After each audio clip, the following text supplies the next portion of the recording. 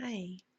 So today is my 36th day of my weight loss journey and of reversing my prediabetes and my high blood sugar. And today was a really challenging day because I was invited to a potluck. And oh, in the past, this has been my downfall to such an extreme. I mean, it's so easy to, when you go to one of these things, to like splurge and think, okay, well, this is like, how often do I eat like this?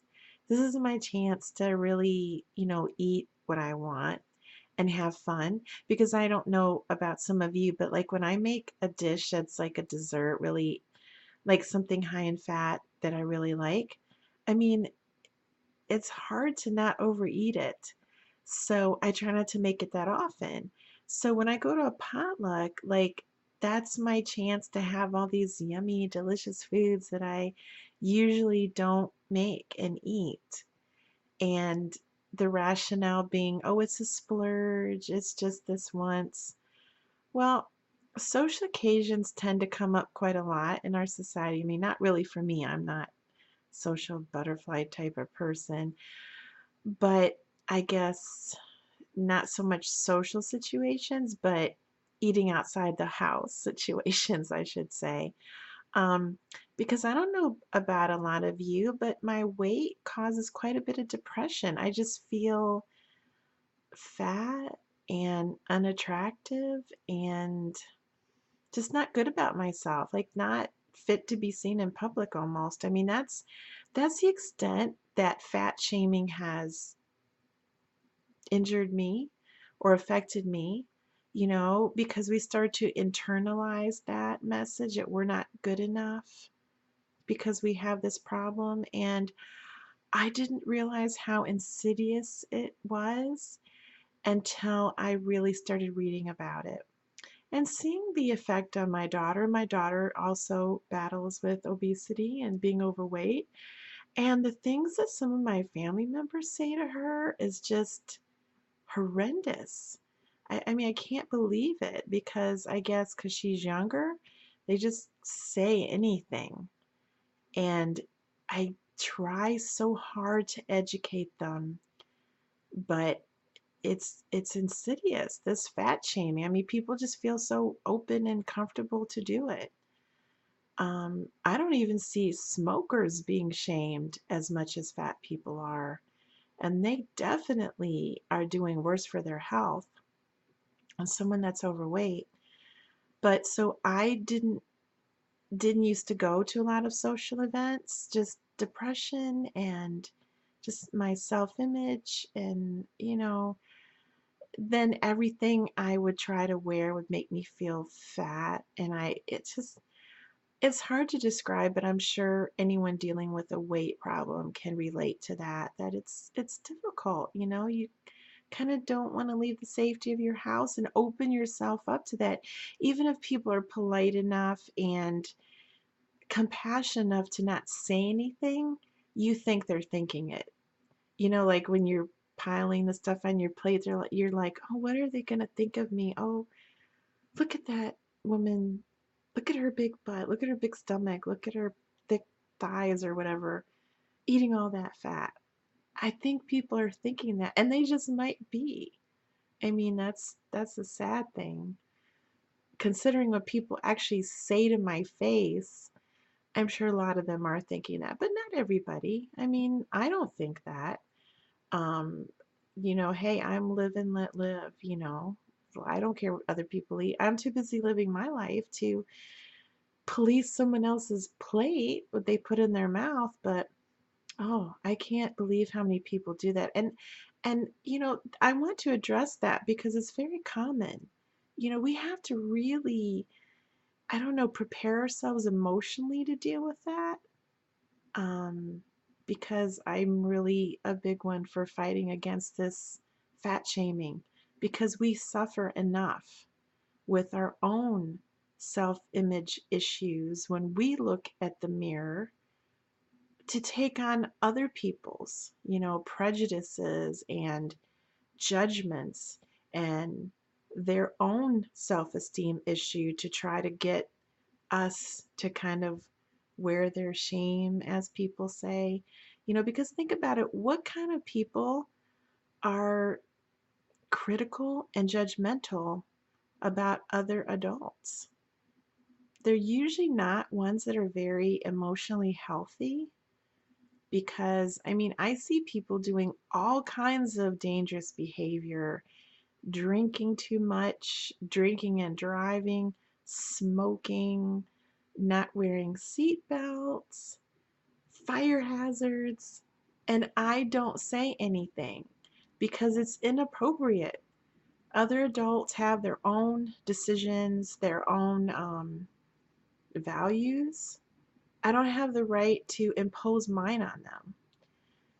Other people do it in the guise of concern, but I don't buy it, because I don't assume that every other adult is an idiot and they need me to come along and show concern and show them the light about what they should do. I mean, I know a lot of things and I don't do everything perfectly either. And these people in my life that fat shame, that talk to me about their concern about my weight and concern about what I eat and concern about my body shape and concern about my fat placement, they don't always make the right decisions about everything all the time.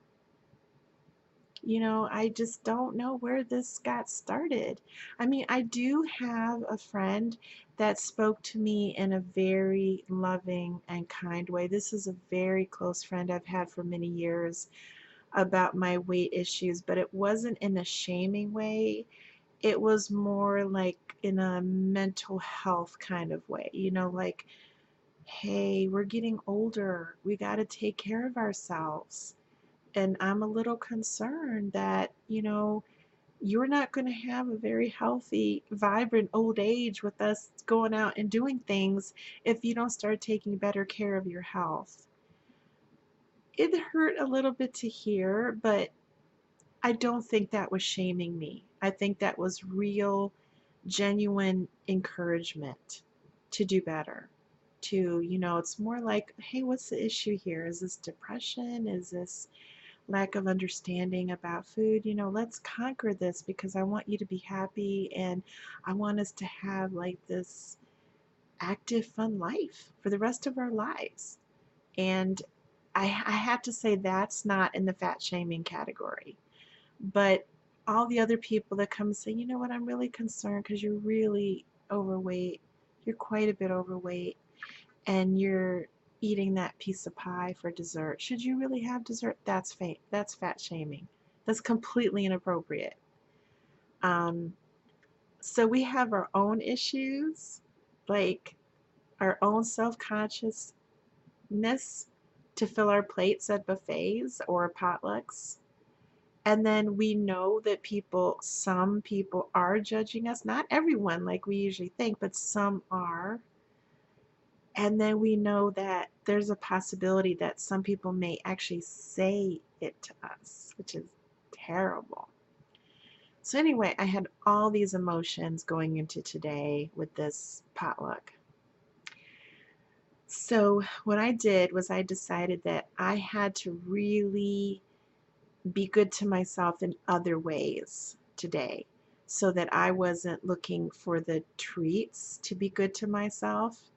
So that's easier said than done. I really had a struggle today, but I'm happy to say that I didn't eat any sugar or gluten, and that was really hard. But again, I decided this year I'm going to be different. And when I was looking at all the treats, I try not to look at them too much, but I did have to walk past them. I was thinking, you know what? I kind of got to be overweight because I've kind of overdone the treats. Like I've kind of had my quota of treats for quite a few years. So now to kind of balance things out, I got to go in the other direction. I mean, I tried to reason with myself. It did work, but um, you know what? What really helped me out is that the potluck was with some really kind people, some old friends that I've known for a long time. And I really care about these people and they really care about me. So I actually got up for seconds. I wasn't going to have gluten or sugar, but friends kept coming and talking to me and like distracting me from having seconds. And I thought, wow, that's great. So I think what I'm also going to be a little more choosy with the invitations I accept. Like, I'm not going to go to an event where I like feel obligated, but I know people aren't the most caring and nurturing to me, where I would feel a little bit of stress and I might feel a little bit of anxiety and might tend to eat to get over those feelings because I didn't feel like doing any of that here. So anyway, let me get back to what I ate today. I started out this morning, I'm really proud of this. I had a egg drop soup that I made from scratch with spinach in it because I'm trying to eat more healthier, trying to eat healthier and more vegetables. Let me see if it can focus in on that. Hmm, doesn't do so good sometimes. But all I did was take 2 cups of chicken broth and boil it, and then I beat an egg in a bowl, and then while the water was at a rolling boil, I kind of drizzled the egg into it. It makes like noodles. It's really pretty. It's very delicate and nice. And then I just took like 2 big handfuls of spinach out of my bag of organic baby spinach and I cut it up. And then as soon as you put the egg in and it makes like the little ribbon noodles, you got to turn the heat off right away. And then I just put the raw spinach in it and let it like gradually wilt and heat up. Because I like bright green, like healthy looking spinach. I don't like the overcooked, dark, kind of slimy green. So I did good. It was nice, bright green. It was pretty. And then I chopped some scallions on top of that. So that was a pretty hearty breakfast. It was nurturing because it was a soup. It had protein in it. It had some good low carb vegetables, and that was pretty good. I think I'm gonna have that for breakfast a lot because it was easy to make. It's healthy. It's high protein, low fat, lots of vegetables. So that was a winner, that breakfast. And then I was debating because the potluck was kind of dinner. So I was debating, do I have lunch and then a snack? But I ended up having a late lunch. So what I did was I decided to have something kind of heavy and high protein. So I had my creamy eggs and 2 slices of bacon, 2 eggs actually, 2 slices of bacon and a cup of tea, which I did not put any sweetener into it or cream. I had herbal tea because I'm trying to cut down on fat because I don't, like I said, when I say low carb, it's not one of those crazy Atkins unlimited fat. No, I want to have a balanced diet and everything. I'm not following a specific plan, just using common sense. I'm eating high fat, high calorie items in very modest amounts and not often, and I'm just eating no sugar and gluten. That's the only absolute. So my creamy eggs, I take 2 eggs and scramble it and put like a tablespoon of heavy cream in it. It's delicious. But because I put cream in the eggs and I'm watching my calories, I did not put cream in my coffee or tea. So I had herbal tea because I'm trying to cut down, and that's another tip you might, use. Don't have high calorie items in all your foods, maybe just one. So then I had the 2 slices of bacon, and that was actually very filling. I was quite full. I think next time I'm just going to make 1 egg and 1 slice of bacon and then see if I'm hungry, I'll make another one because that really filled me up. I felt kind of stuffed with that big glass of tea too, but the tea was very good. Um, I went to the health food store and I got this rose tea, sweet rose. It's delicious. It's because it's a treat in every way. I love roses. So it smells like roses and it has this like delicate taste, and it didn't even need sweetener. So then I went to the potluck and I did actually pretty good, but they had pretty healthy food there. So I had, that was what my plate looked like. In the bowl is a pumpkin chili, and it was delicious with meat. They had a vegan pumpkin chili with no meat, and then they had the one with meat. I chose to get the one with meat because I just want a little protein. And that sunflower is a decoration. It's not a cake or a cupcake or anything. And in the bowl is some olives and cheese and some little cherry tomatoes. And that salad on top of the bowl was like a fruit salad. And then I have some peas, some sweet peas, and cauliflower on the side of the bowl. And the fruit salad had apples and grapes and walnuts and like a cinnamon coating on it. I think it might have had a little sugar. Um, I couldn't tell because the apples, apples can be really ripe and sweet, and the grapes were ripe and sweet. The grapes weren't sour. So I wasn't sure, but I I didn't get seconds because I thought it might have had sugar in it. But it was very good. It was very light. It might not, because that was the whole point of making the fruit salad. Someone said, so that diabetics and others could have some dessert and have, I was actually pretty impressed with how healthy the food was. Um, I was pleasantly surprised because I think people are getting more and more health conscious because diabetes is epidemic. I'm not the only one dealing with high blood sugar issues. I mean, think of all the other people that have high blood sugar, and then you got the people that are actually diabetic. That's a lot. And forget about the type 2 diabetes, which is epidemic. There are people that have type 1 diabetes. So it's so appropriate to have these different options at potlucks. I mean, when I'm well, and my shoulder was before I had the surgery, I always made sugar-free desserts. Now, not gluten-free, but sugar-free. Because I was thinking, well, if someone has diabetes, because we had a close family friend with diabetes, and it was sad, because he would go to potlucks and he would eat stuff he shouldn't eat, and his kids and his wife were so worried about him, and they're like, why do you gotta eat that? And he'd say, well, it's hard, there's all this good food. So I always kept that in the back of my mind, and I always made like the cake mixes that were sugar-free and sugar-free pies.